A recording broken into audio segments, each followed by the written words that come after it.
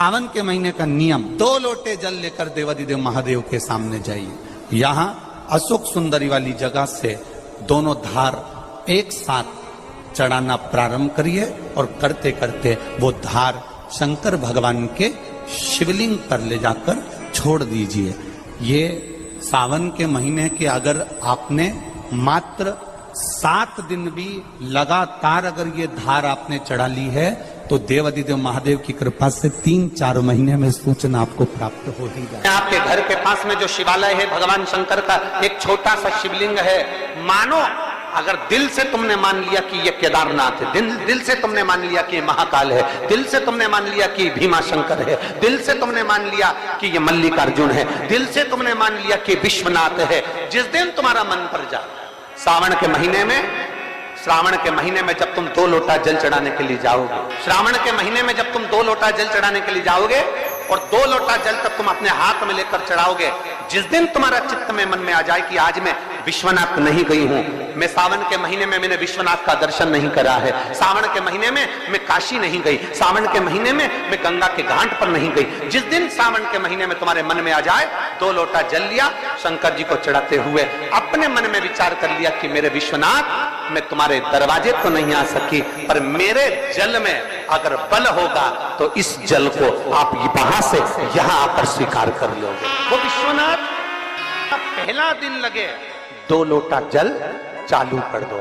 श्रावण के पूरे महीने 2 लोटा जल अपने घर से लेकर जाओ और अपने घर से जब जल लेकर जाओ तो ये विचार कर कर जाना, आज मैं शिव को काशी में, आज मैं शिव को केदार में, आज शिव को अमरनाथ में, आज शिव को भीमा शंकर में, आज शिव को मल्लिकार्जुन में। और फिर निवेदन करूंगा, जिस बहन को 19 और 20 साल तक भी औलाद नहीं हुई हो तो कृष्णेश्वर महादेव का नाम लेकर 2 लोटा जल तुम्बकेश्वर महादेव का नाम लेकर चढ़ा कर देखना, सावन के बाद में बाबा संतान जरूर देगा, झोली जरूर। कहीं नहीं जाना, अपने नजदीक में, अपने घर के पास में, अपने मोहल्ले में, अपनी गली में, अपने चौराहे पर, अपने घर के पास में जो शिवालय हो, जो शंकर का मंदिर हो, वहां जाओ, 2 लोटा जल समर्पित करो और फिर निवेदन करूंगा, जल से ज्यादा जरूरी है मेरे भोलेनाथ जी के मंदिर की सफाई करना। अब कीचड़ चालू हो जाएगा, पानी चालू हो जाएगा, सावन का महीना चालू हो जाएगा, अपने साथ एक कपड़ा लेकर जाओ, बाबा के मंदिर को पूरा साफ कर कर, बाबा के शिवलिंग का स्नान कर कर, बेलपत्र निर्माल्य जितना पड़ा है उसको उठाकर कहीं विसर्जन के लिए, किसी नदी तालाब बावड़ी में नहीं, किसी कुएं में नहीं, निर्माल्य तालाब में, नदियों में, बावड़ी में डालने के बाद वो निर्माल्य सड़ता रहता है, नदी नाले का पानी सूखता रहता है, उसमें कीचड़ इकट्ठा हो जाता है। उस निर्माल्य को इकट्ठा करो, गाड़ी में भरो, किसी एक खड्डा खोदकर वहां दबाकर उसकी खाद तैयार करो और बाद में बेलपत्री के वृक्ष के नीचे उसको डालते रहो। और ध्यान रखना कि निर्माल्य हमें नदी तालाब बावड़ी कुएं में नहीं डालना है, महादेव से कहना नहीं आता। तब हम क्या करें? तो शिव महापुराण की कथा बड़ा सुंदर बात कहती है कि जीवन में कितनी भी तकलीफ हो, कितना भी कष्ट हो, कितना भी दुख हो, जब हम एक बेलपत्र लेकर भगवान शिव को समर्पित करने के लिए जाते हैं और दिल से, हृदय से, भाव से जब एक बेलपत्र समर्पित करते हैं और 1 लोटा जल अशोक सुंदरी पर चढ़ाने के बाद हम देवाधिदेव महादेव को जब समर्पित करते हैं तो ये निश्चित है हमारे दुख, हमारी तकलीफ, हमारे कष्ट को मेरा शंभू काटता जरूर है, ये निश्चित। बोल बम का नारा है, जरा जम के, जरा जम के, बोल बम का नारा है, सारी समस्या का हल। जब हमारे भीतर कोई तकलीफ होती है, हमारे भीतर जब कोई कष्ट होता है, हमारे भीतर जब कोई दर्द होता है, हमारे भीतर जब कोई दुख होता है, तब हम देवाधिदेव महादेव को 1 लोटा जल समर्पित कर कर अपने हृदय की बात भगवान शिव से जरूर कर। थोड़ी सी भी विषम परिस्थिति चल रही है, थोड़ा भी तकलीफ चल रही है, थोड़ा भी कष्ट आया है जीवन में, थोड़ा भी दुख, थोड़ी भी तकलीफ, थोड़ा भी दर्द, थोड़ा भी कष्ट अगर आपके जीवन में आया है तो शिव महापुराण की कथा कहती है सबसे पहले भगवान शंकर की शरणागत, भगवान शिव के पास जाओ, सबसे पहले भगवान शिव के, और भगवान शंकर के पास जाकर अपने हृदय से, अपने दिल से, अपने मन से, अपने भाव से भगवान शिव को अपने मन की बात देवाधिदेव महादेव को कहना प्रारंभ। अपने भीतर जो संशय है, अपने भीतर जो संशय उत्पन्न हुआ है, अपने भीतर जो हम संशय में आए हैं, उस संशय को मिटाने के लिए, अपने भीतर के दुख को, अपने भीतर की तकलीफ को, अपने भीतर के कष्ट को मिटाने के लिए कहीं दूसरी जगह नहीं जाना। महापुराण की कथा कहती है, अगर जीवन में दुख भी आया है, तकलीफ भी आई है, कष्ट भी आया है, पड़ोसी के यहाँ, रिश्तेदारों को, नातेदारों को, कुटुंब को, कबीले को जाकर कहोगे, वो दुख मिटने वाला नहीं, वो संशय समाप्त होने वाला नहीं, वो तकलीफ समाप्त होने वाली नहीं, वो दुख समाप्त होने वाला नहीं है। अगर जीवन में अगर तकलीफ आई है, जीवन में अगर कष्ट आया है, तो हमें शिव की शरणागति ग्रहण कर। एक लोटा जल हाथ में लेकर भगवान शिव से अपने दिल की बात, अपने मन की बात भगवान शंकर को जरूर जाकर कर रहे हो, ये आपके ऊपर निर्भर कर। माँ, महात्मा और परमात्मा। एक माँ, दूसरे नंबर पर महात्मा और तीसरे नंबर पर जम के बोलो जरा, अच्छे जम के बोलो, परमात्मा। ये तीन आपको देखते तक नहीं, फिर भी अपना पूरा प्रेम, अपनी पूरी वात्सल्यता, अपनी पूरी करुणा, अपनी पूरी उदारता, ये आपके ऊपर उंडेल देते हैं। कौन कौन? जम के बोलो जरा। पहले नंबर पर आवाज नहीं आई, जम के जरा। माँ, दूसरे नंबर पर महात्मा और तीसरे नंबर पर परमात्मा। जब बच्चा गर्भ में आता है, माँ उसको देखती नहीं, माँ ने उसको देखा नहीं। जब बच्चा गर्भ में आया, जब बच्चा गर्भ में पहुंचा, तो माँ ने उसको देखा नहीं, माँ उसको देखी नहीं। बच्चा जब गर्भ में आता है तो माँ ने उसको देखा नहीं होता है। बच्चा जब गर्भ में आता है तो माँ उसको निहारी नहीं होती है। पर माँ अपनी पूरी करुणा, अपनी पूरी उदारता, अपनी पूरी वात्सल्यता, अपना पूरा प्रेम माँ उस बच्चे को दे देती। पूरी करुणा दे दी माँ ने, पूरी ये हैं शंकर के भक्त, ओघड़दानी के भक्त, शंभू के भक्त, त्रिकालदर्शी कैलाशी के। अपने नेत्रों से दर्शन करते रहते हैं। भगवान ब्रह्मा अपने नेत्रों से दर्शन करते रहते हैं, पर शंकर जी के नेत्र बंद रहते हैं, शिव जी के नेत्र बंद रहते हैं। शंकर भगवान समाधि में डूबे रहते हैं, शंकर भगवान समाधि में लीन रहते हैं। तो कई लोग, कई जिनके मुख में जो आता है, जिनके विचारों में जो आता है, वो कह देते हैं कि शंकर जी की आराधना नहीं करना चाहिए, क्योंकि शंकर तो समाधि में डूबे रहते हैं, वो तो देखते ही नहीं है। पर उनको समझाना ये है कि नानू माँ का चरित्र कह रहा है कि नानू माँ के पिता मछली पकड़ने का जाल बनाते हैं और ध्यान नानू माँ पर रहता है। एक पनिहारन पानी को लेकर जाती है, सिर पर हंडे पर हंडा, मटके पर मटका, मटके पर मटका, मटके पर मटका रखती है, चलती जाती है, पड़ोसन से बात करती है, पर ध्यान मटके पर रहता है। एक माँ अपने बच्चे को लेकर बाजार में जाती है, सामान कितना भी खरीदे पर बच्चे पर ध्यान रहता है। एक पिता अपने काम में ध्यान देता रहता है। उसी तरह मेरा ओघड़दानी भले नेत्र बनकर कर समाधि में डूबा हुआ हो, पर जो एक लोटा जल चढ़ाता है, मेरे शंकर का ध्यान उस पर बना ही रहता है।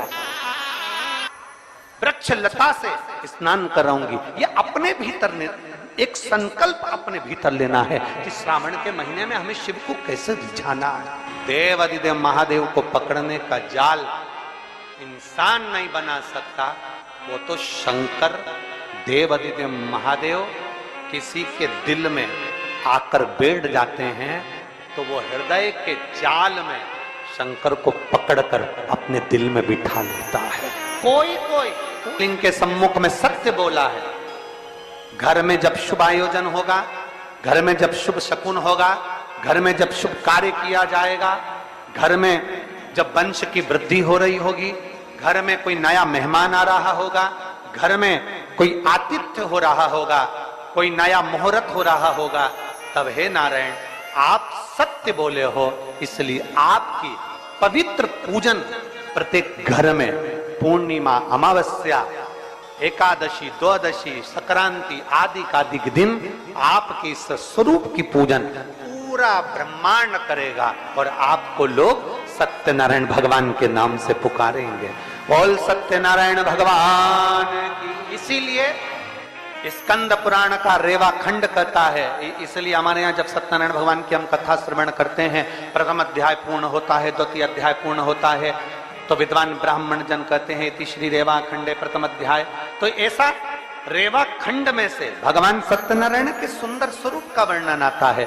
शिव महापुराण में से भगवान सत्यनारायण के स्वरूप का वर्णन आता है। भगवान शिव की पवित्र कथा का वर्णन आता है। भगवान शंकर के सुंदर स्वरूप का वर्णन आता है। और भगवान नारायण का एक नाम सत्यनारायण। महीने, 2 महीने, 3 महीने, 6 महीने, 4 महीने, 8 महीने, 10 महीने, 12 महीने में एक नियम बना लो कि हमारे घर में हम सत्यनारायण भगवान की कथा किसी ब्राह्मण जन को बुलाकर करवाकर यज्ञ ग्यारी करवाकर अपने जीवन को सार्थक बनाएंगे। क्योंकि सत्यनारायण की कथा भी शिव की कृपा के आनंद में कहते हैं, जहां सत्यनारायण की कथा होती है वहां शंकर की भी कृपा नित्य बनी रहती है, क्योंकि शिव ने ही तो उपदेश दिया। हमारे यहाँ तो माताएं बड़ा सुंदर सुंदर भजन भी गाती हैं। सत्यनारायण पर चढ़ेगा पर शिव पर कभी नहीं चढ़ेगा, कभी नहीं।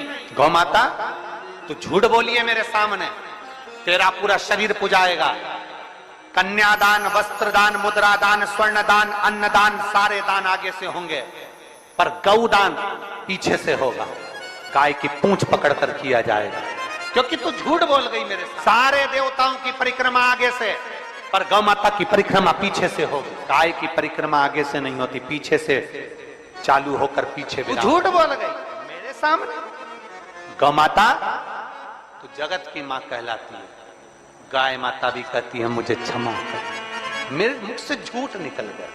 केतकी का फूल कहता है क्षमा करिए, मेरे मुख से झूठ निकल। ब्रह्मा जी क्षमा नहीं मांगे, क्षमा नहीं। ब्रह्मदेव कह रहे हैं कि आकाशवाणी झूठी है। आकाशवाणी झूठी है। भगवान शंकर ने अपने तुरंत पैर का नख तोड़कर फेंका, काल भैरव प्रकट कर लिया। काल भैरव को आज्ञा करी ब्रह्मा का सिर काट दो। जिस मुख से वो झूठ बोल रहा, जिस मुख से वो झूठ बोल, ब्रह्मा जी के सम्मुख में काल भैरव प्रकट हो गए। काल भैरव ने अपना हाथ की उंगली का नख तोड़कर फेंककर ब्रह्मा जी के शीश को काट दिया। कटा हुआ सिर लुढ़कता लुढ़कता गया, उनके रक्त निकलता गया। कटा शीश भी झूठ बोलता रहा, झूठ बोलता। सत्य को प्रमाण की जरूरत नहीं होती, पर झूठ को प्रमाण चाहिए। सत्य एक दिन उजागर होता ही है, उसको कितना भी दबाया, सत्य को कितना भी दबा ले, वो उजागर होगा। आज नहीं तो कल होगा, कल नहीं तो परसों होगा, आने वाली पीढ़ी को होगा, पर सत्य सामने जरूर आएगा। सत्य को कोई नहीं दबा सकता। चाहे दुनिया में कितना भी प्रपंच रच लो, चाहे दुनिया में कितना भी पाखंड रच लो, सत्य को दबाने के लिए तुम सारी पूरी जिंदगी निकाल देना, पर एक दिन सत्य सत्य होता है और सत्य दुनिया के सामने आता जरूर है। दबा नहीं, दम नहीं ना दबाओ। सत्य को कितना झुकाने का प्रयास करोगे, सत्य को कितना दबाने का प्रयास करोगे। सत्य सम्मुख है, जिसके तट पर उत्तर प्रदेश की गवर्नमेंट ने बड़े बड़े बोर्ड लगाकर रखे हैं, ये कर्मनाशा है, इसमें हाथ ना लगाइए। ये कर्मनाशा है, इसमें अगर कोई इसके पानी का छींटा भी लग जाता है तो 7 पीढ़ी में किया गया पुण्य छिन्न हो जाता है। ऐसी कर्मनाशा नदी जिस पर पक्षी भी अपनी चोंच में जल नहीं भरता, जिस नदी का जल एक श्वान भी नहीं पीता, वो कर्मनाशा आज भी बहती है और बड़े बड़े बोर्ड लगे हैं। इस कर्मनाशा नदी का स्पर्श ना किया जाए। विद्वान, चतुर, संत, साधु, सन्यासी, तपस्वी उस कर्मनाशा नदी को कभी पार भी नहीं करते, क्योंकि कर्मनाशा के जल का छींटा लग गया तो हमारी पीढ़ी दर पीढ़ी में किया गया पुण्य समाप्त हो जाता है। कर्मनाशा आज भी जो ब्रह्मा जी के श्री शिवाय नमस्तुभ्यम, श्री शिवाय नमस्तुभ्यम, हर हर महादेव। सावन मास में आप 2 लोटा जल का उपाय जरूर करें। 2 लोटा जल के धार से शिवलिंग के अभिषेक करें तो होगी आपकी हर मनोकामना पूरी। श्री शिवाय नमस्तुभ्यम, श्री शिवाय नमस्तुभ्यम, हर हर महादेव। श्री शिवाय नमस्तुभ्यम। आप सभी को पंडित प्रदीप मिश्रा के बताए हुए उपाय पसंद आए तो हमारे चैनल को लाइक सब्सक्राइब जरूर कीजिए।